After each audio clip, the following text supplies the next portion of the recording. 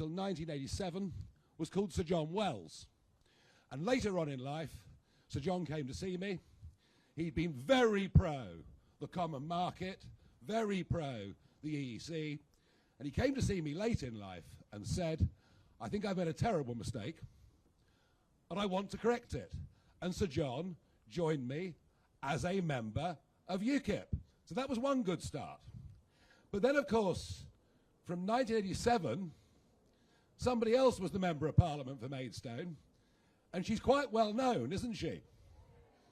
Famous for Strictly Come Dancing, famous for being unafraid of pretty much anything or anybody, and actually, I think she's something of a national treasure. And isn't it great that Anne Widdecombe is so pro-Reform UK?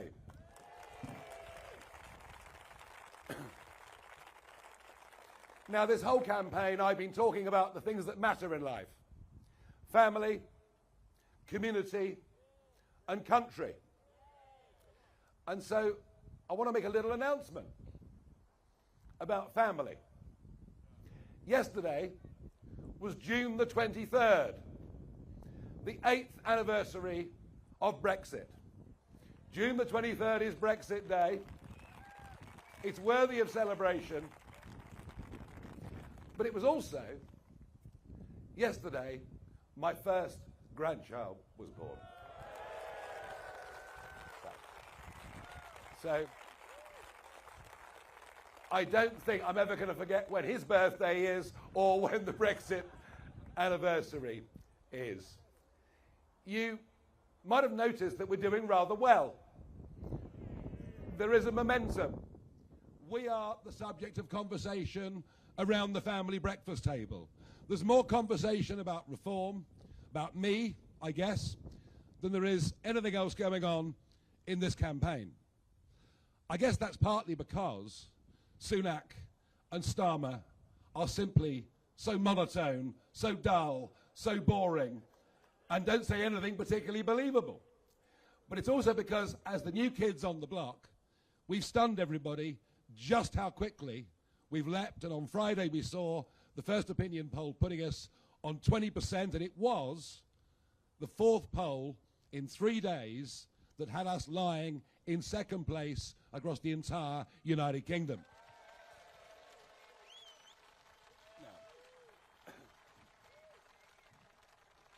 Now, I remember back in 2014 when I led UKIP into the European elections, and we were doing rather well.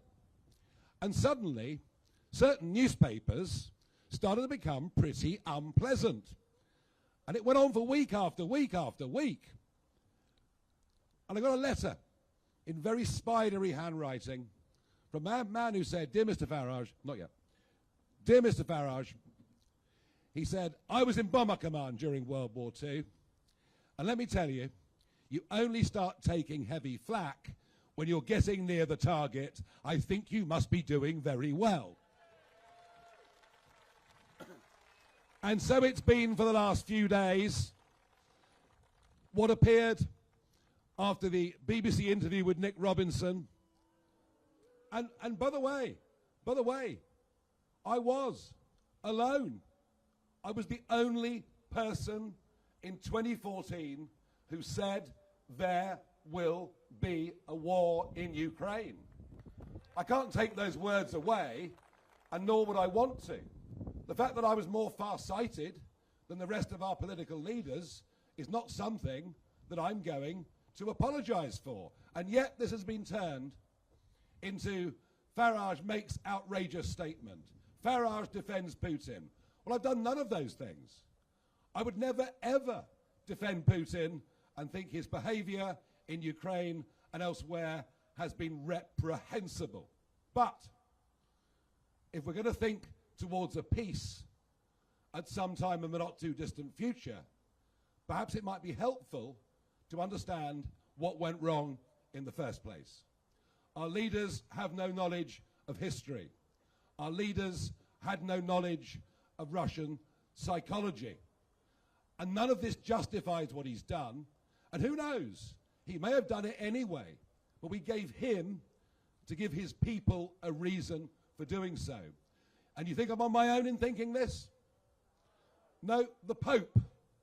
The Pope in 2022, it's not often the Pope and I are on the same side of any debate particularly. I'm a bit more Henry VIII, you know. But the Pope made this point in 2022. George Kennan, who for years was Director of Policy in the US State Department, begged and urged the Clinton administration not to make the mistake of creeping ever eastwards. George Robertson, the former Secretary General of NATO, said a few months ago that the EU's accession agreement to Ukraine was a mistake that was used by Putin. But no, it's me. I'm the bad guy, and I'm all over the front page of the Daily Mail for daring to stand by what I said all those years ago. And overnight, their most famous columnist, no doubt their best paid columnist, a man called Boris Johnson, has said that I am morally repugnant for suggesting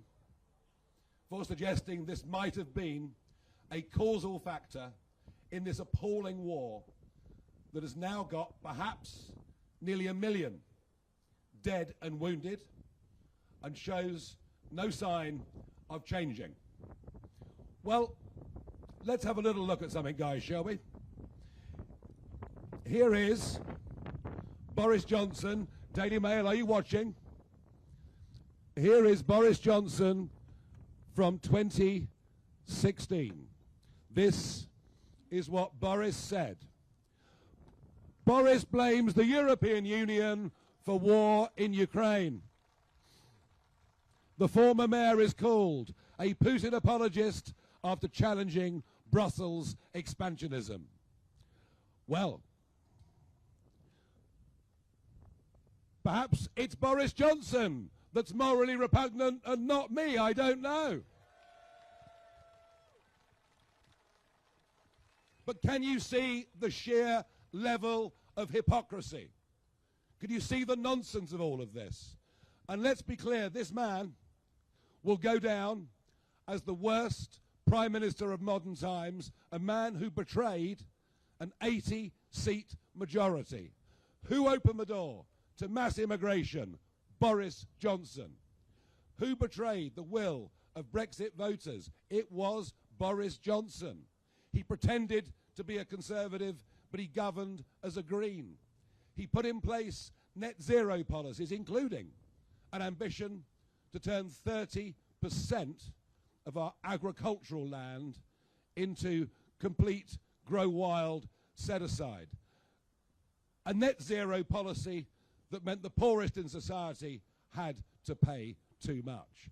And I cannot stand the cant, the lies, the hypocrisy of these people who say things one year and then completely change it the next. What you'll always get with me is thoughtful, considered, consistent political leadership.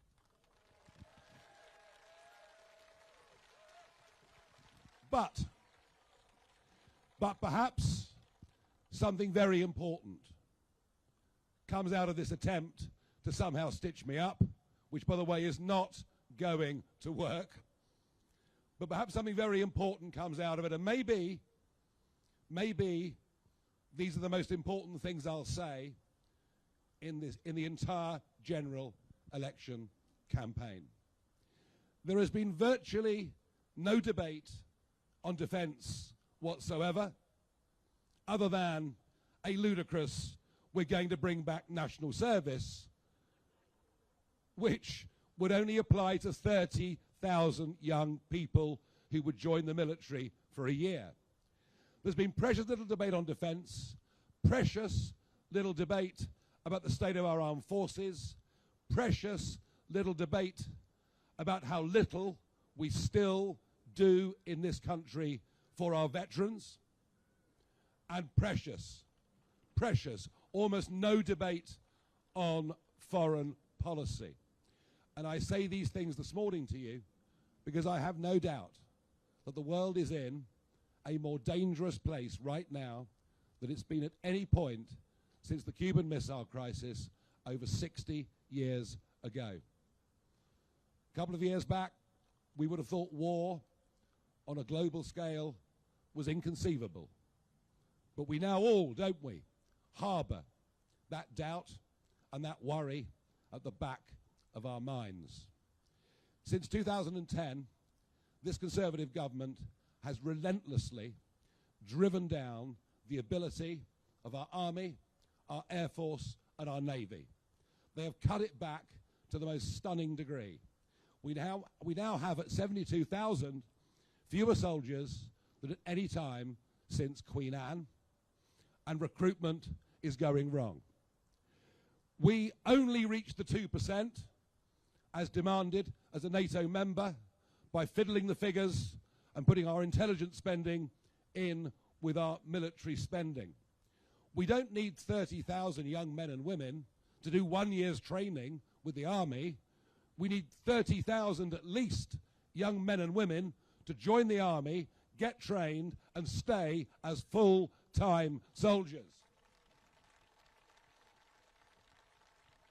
And let's stop conning ourselves that somehow increasing expenditure to 2.5% by 2030, the Conservatives pledge, and Labour sort of matching it, let's not con ourselves that that's sufficient. It isn't.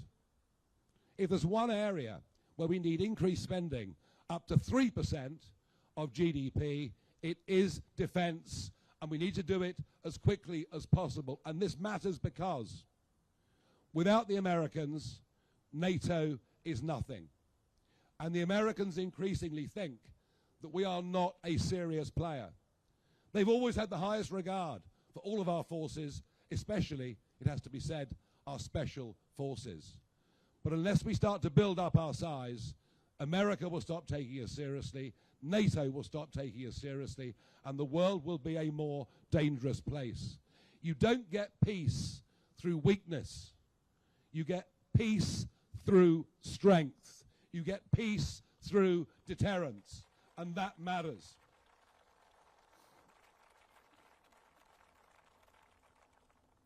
I hardly need tell you the catastrophic failures we've seen under President Biden.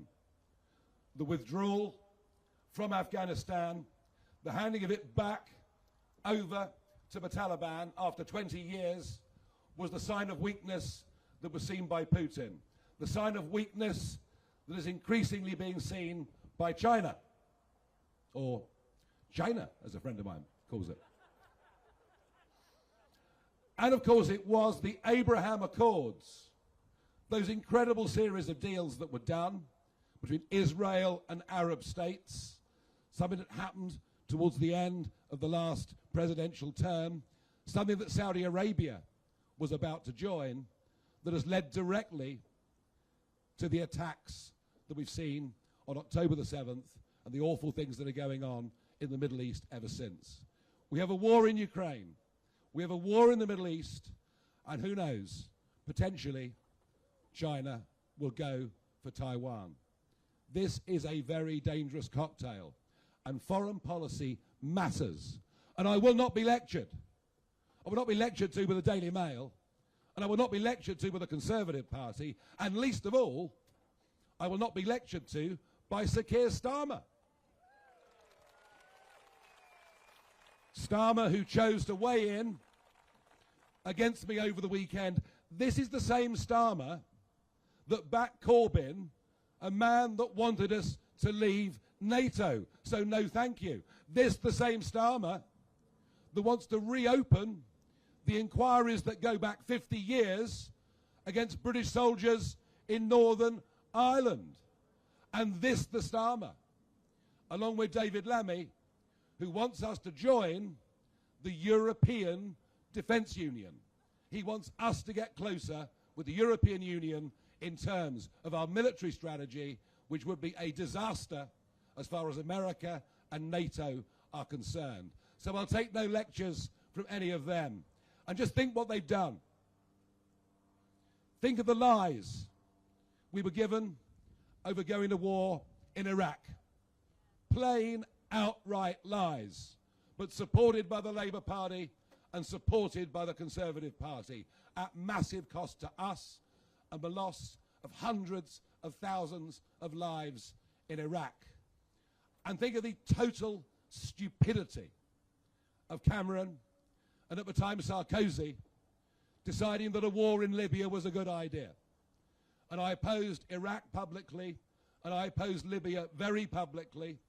The result of the Libyan war has been the creation of ISIS. They didn't even exist before the Libyan war, and no boats were crossing the Mediterranean, no boats were crossing the Mediterranean until the Libyan war, with now at least a couple of million who have crossed, and some of those, as we speak, have come up through the continent and are making their way to us via small dinghies in this country. And this, a Labour and Conservative Party that appeased Iran, freed up tens of billions of dollars for Iran, that has led to Iran funding Hamas, Hezbollah, and all of those terrorist groups. We've been led by governments who seem to think that going to war is a bad thing. Well, my voice in Parliament and my voice in the country will be that we need stronger defences, a better union with NATO. But we only go to war as a very, very last extreme. I will campaign for peace wherever it is possible.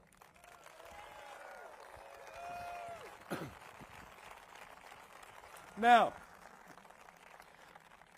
the row around me, let's hope it does lead to that debate on foreign policy and defence. I hope perhaps I've kicked something off this morning.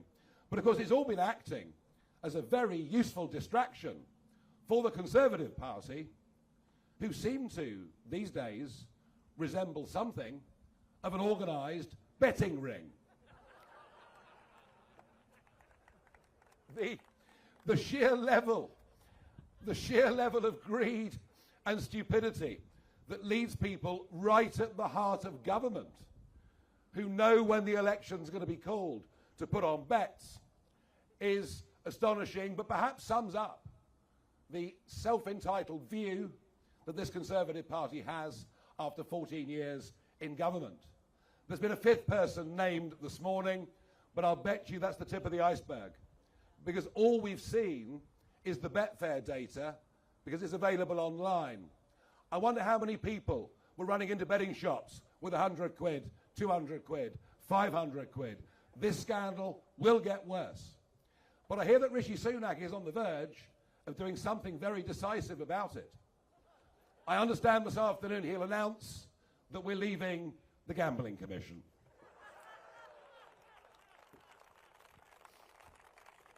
And all of it, of course, is the most massive distraction from what should be the single biggest issue in this general election. I scarcely need to tell you that the British population has risen by 10 million since Tony Blair came to power. 6 million of that since the Conservatives came to power. Blair opened the door to mass unskilled labour in a way we'd never even approached anything like in the entirety of our history. And all the Conservatives have done, despite Boris's promises, is to actually increase it. Net migration, which ran from the late 1940s until nearly the millennium at 30 to 40,000 a year, is now running at nearly 750,000 a year. And yes, this should be the main topic of conversation, because the impact of that population increase is being seen on our infrastructure. It's being seen with the traffic on our roads. It's pretty obvious, isn't it? But it's also giving a younger generation an almost impossible situation. Rents have risen by 20 to 30% since 2021. It's simple demand, supply. And so our young people who go to work find themselves spending over half their income simply on rent. And they rent or live with their parents because houses are simply unaffordable for virtually everybody.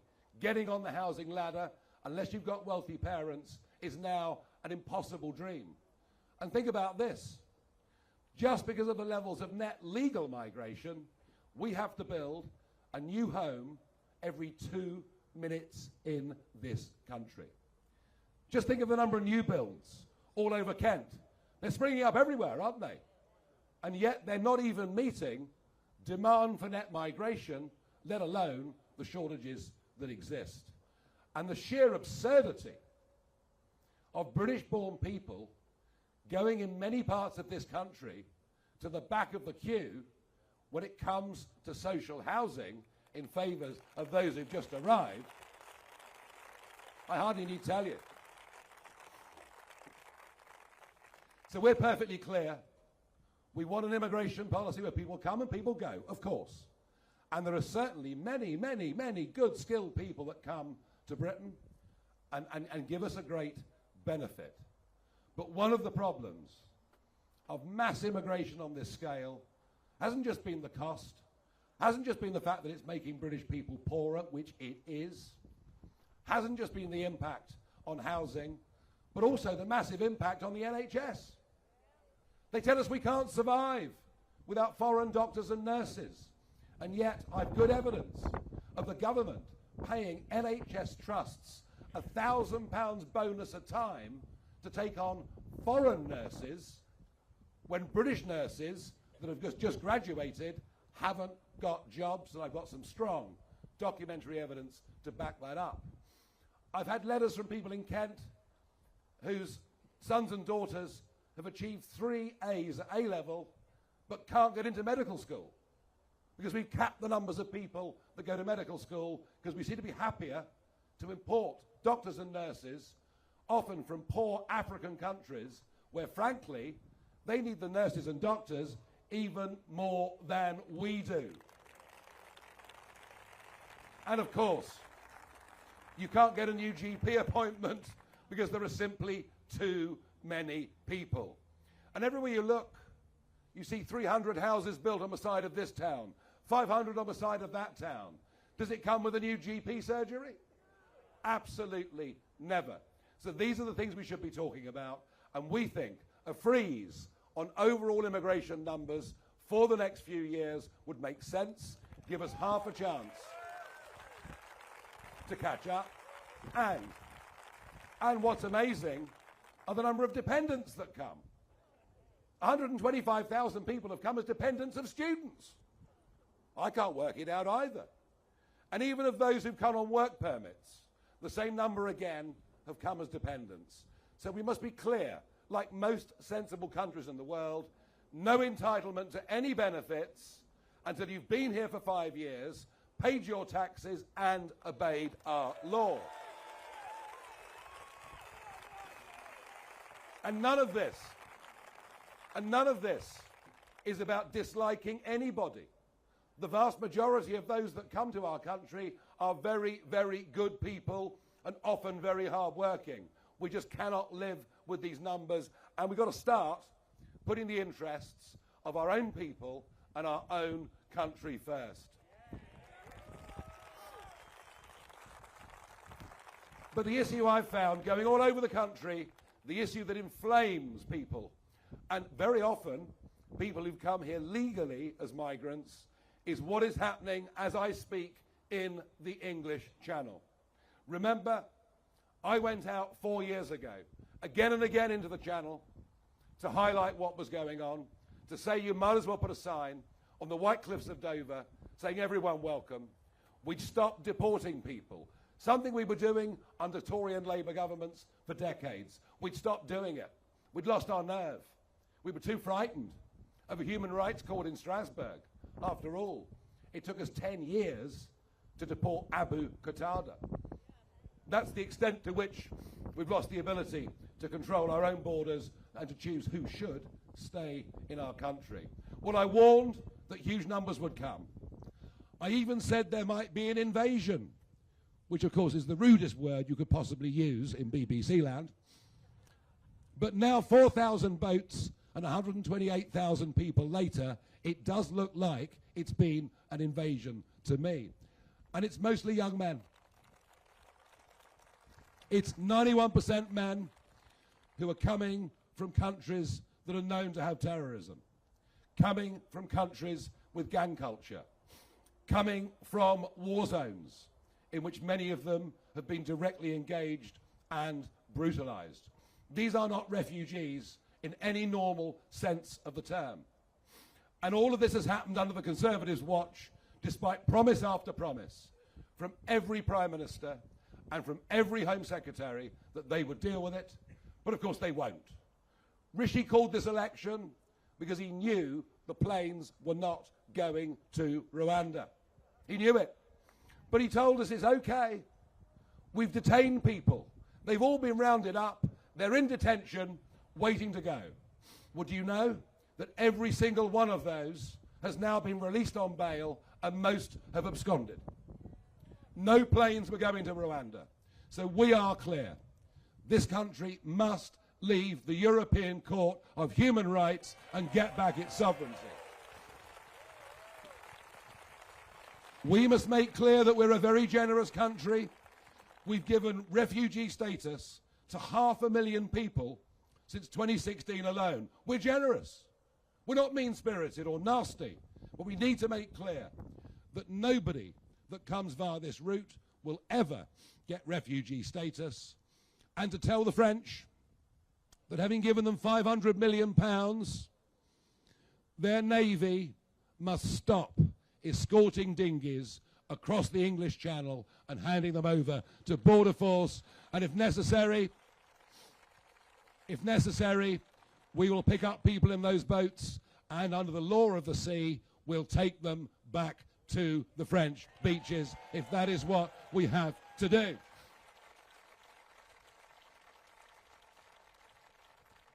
So wherever I go, and I'm going to be in Newton Abbot in Devon this evening, and we call these events with 24 hours notice, and people come along, I sense we're doing very, very well. I sense we're doing well in Maidstone. I sense we're doing well across this country. And if you take out London and Scotland, we're now comfortably ahead of the Conservatives in second place right across this country. People will realise when they sit down this Sunday for their breakfast, they'll realise it really is over, that Starmer is going to win this election. And so the question is, who will provide a voice of opposition? Will it be Rishi Sunak? No, because he'll be in California, won't he? Would it be a Conservative Party that is split down the middle and divided and spends more time fighting each other than fighting for the country? No chance. But what I can do is I can lead opposition, not just in Parliament, but out in the country. Michel Barnier has let the cat out of the bag overnight. He said that if Keir Starmer wants to get closer to European single market rules, the cost is we must reopen free movement. So let's think about this. 8 years on from Brexit, Starmer wants to join the European Defence Union. Starmer will have to sign up to free movement to get what he wants in his manifesto, us closer to the single market. And of the 6 key priorities that Starmer has laid out for Labour in this general election, legal and illegal immigration aren't even mentioned. He intends to do nothing. And I believe this Labour government will get into trouble very, very quickly. They'll prove to be, what if it's possible, even more incompetent than the Conservatives have been. And as he tries to take us back, towards EU rules, as we get more lunacy on trans laws and everything else, you'll find a government and a parliament split from its people. So my ambition is for us to establish a bridgehead in Parliament on July the 4th, and over the course of the next 5 years to build up a mass movement for common sense, for decency, to represent the silent majority in this country. Are you with us? Are you going to help us? Are we going to succeed on July the 4th? Thank you.